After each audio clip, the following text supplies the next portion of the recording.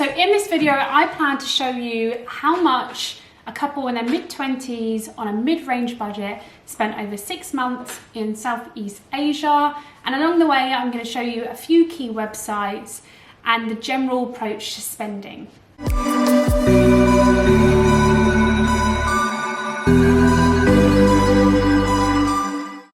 First, I want to make it clear what I mean when I say we're on a mid-range budget.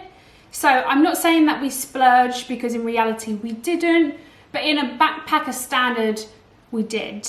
So we didn't stay in the fanciest of hotels and done whatever we wanted, but we had enough money to stay in nice accommodations and do loads of activities and not have to scrimp on staying in hostels all the time. So what was our target budget? Before any traveling started, we watched a load of YouTube videos just to get a rough estimation on how much it would be. And then from this, we set up that we needed to save about 14,400 for the two of us over 6 months. So once you've sorted all of that out and you know your budget, you just need to get a few more things to start up your travel journey. So that is things like travel insurance, getting any vaccines, updating passports if it's needed, getting a VPN, and then buying any luggage items that might be needed.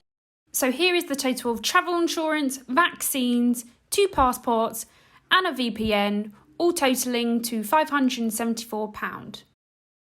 What was our daily budget? We started with a daily budget of about £35 and realised very, very quickly that that was too ambitious. So it was not enough money for us. It might work for some of you, but us personally did not. So we amped it up to £50 for the two of us, or £25 for each of us. And again, we wasn't too strict with this pricing. So the daily budget covered the cost of accommodation, transport, food and drink, any laundry, fees, shopping, healthcare, and then entertainment. How much we spent in each category. So I'm just going to go through now how much we spent overall total per category as well as per country. To find accommodation, we used Agoda, Booking.com and Airbnb. We did originally think we were going to use places like Hostelworld, but when we looked at it, the price of a bed, you could pay £11 a person, say, and it would work out, 2 of us have got to pay for that.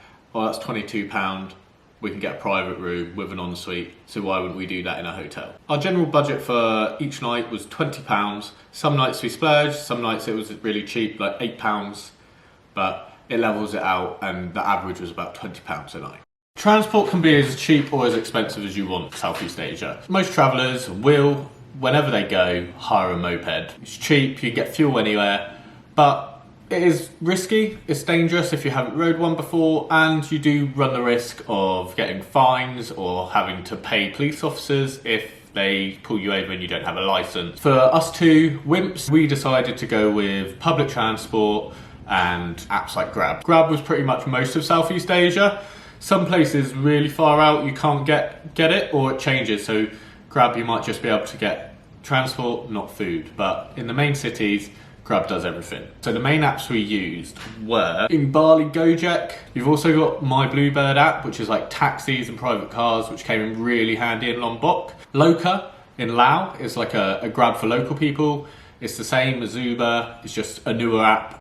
Food and drink out in Southeast Asia is generally pretty cheap. Places like Thailand, you can get street food everywhere. Every corner you turn, you'll be able to find like a stick of chicken, some fish, a bowl of noodles, all from a stand wherever you want to go.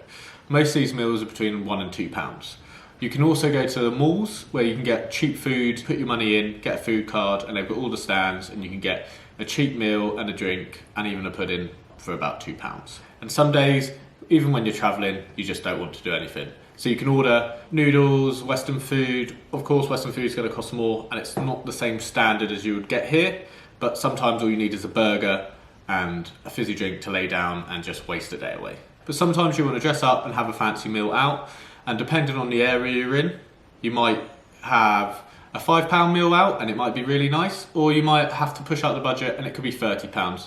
So laundry was a big thing for us. So of course we only took small little bags, and that means after a week or so, you've gone through all your underwear, all your t-shirts, and all your clothes start to smell. We originally took our small little packable laundry line and disposable powder, but it never really came out with a fresh smell, or you didn't have enough time to dry it. So the best thing for us, and we actually quite enjoyed doing it, was going to a laundrette, sitting with a book, washing and drying all our laundry and having it clean, folded and smelling fresh. But other places don't have this, so you either have very local laundromats, which sometimes are really good, sometimes really bad, or you get hotel service. Now with hotel service, it almost works out pretty much double what you pay for a local per kilo. So if you can, always go to a laundromat, do it yourself. If not, sometimes you just have to pay. So the fees we had quite a lot is withdrawing from bank ATMs and 3% charge on cards. So for card payments to Southeast Asia, a lot of places you're getting 3% added on, which it doesn't work out a lot, but over 6.5 months, it does make a big chunk. Although I would like to say Cambodia was the hardest place for money with us. Shopping includes any souvenirs or stuff from night markets and malls that we brought along the way. Vietnam is quite a lot, but that is because we did spend a lot of money on tattoos. Healthcare, that includes like sun cream, haircuts, any medication that we needed at all. Luckily we didn't need lots of this, but we did have to buy some places. But when you're in Southeast Asia, it's a lot easier to just buy tablets over the counter. You don't have to go to a doctor. Entertainment includes all the little attractions you do throughout your whole time travelling. This includes temples, museums, little weird things like maybe some archery, stuff like that, just the small little bits, and it's a large proportion of what you do throughout your time. So did we have any expenses that were excluded from the daily budget? And the answer is yes. So things like flights, visas, phone plan, long haul journeys and any big activities. These are all excluded purely because they're so expensive. For flights we use sites such as Skyscanner, Google Flights and Cheap Flights. The best one for us was Skyscanner, as you get to compare other websites and providers with it, not just the flight price but also companies and their star rating. However, if you are buying a flight, this is a last resort and just accept it's going to be pricey. You can get your visas either online or arrival to your destination. Some places for us, we done it as we arrived and it was super easy. Other places it took a bit longer, but online is always easier if you've got enough time. Places like Thailand, for example, as we're British, we had visa exemptions, but then places we want to stay longer, such as Indonesia, we had to pay for extensions, and sometimes, like we did, you have to go through an agent, and it just makes the whole process a lot easier.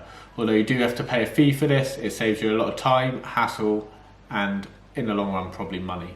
Phone plans. Now, they vary country to country. I think the cheapest we got was Laos. Although when we went to Bali, because it's an island, it's quite remote, it was a lot more expensive. The main tip I would say is at the airport, it might be a little bit more expensive, but it's the best way to get it straight there, and then you have your internet, your data, and your phone signal ready as soon as you leave the airport. Southeast Asia is massive, so go from one town to the other, it could be a 12-hour bus journey. So if you're considering potentially crossing the country, plan these into your budget and your journey. Most of these we went through 12Go Asia. It's a really good app and it's normally the best price you can find without having to haggle with locals yet again. They also do VIP, first class, second class, lots of options. However, most of the places Southeast Asia, don't be fooled, VIP doesn't always mean VIP, and the standards of VIP in England or the West might be very different to what you get in Southeast Asia. So this includes tours, classes, workshops.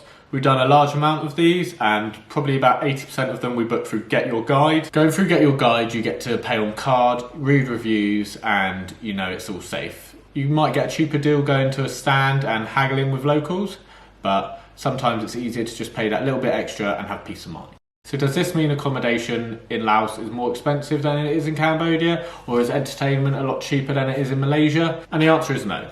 In each destination, you stay for a different amount of time, length, and you do different activities. So it's always going to be varied per category, per length of time, etc. What we do might be very different to what you do, and it's all down to interest and how much you want to spend. So if you're looking for a more fine-tuned and very specific video on one or more of these countries, stay tuned because we have plans that we're going to create videos per country just outlining all of these interesting things. So our final spend is here. So yes, very expensive. We most definitely could have kept the cost down a lot more than we did, but we just didn't want to do that. We'd saved up specifically so we could kind of splurge out, and yeah, it's just nice to be able to do that after saving up for such a long time.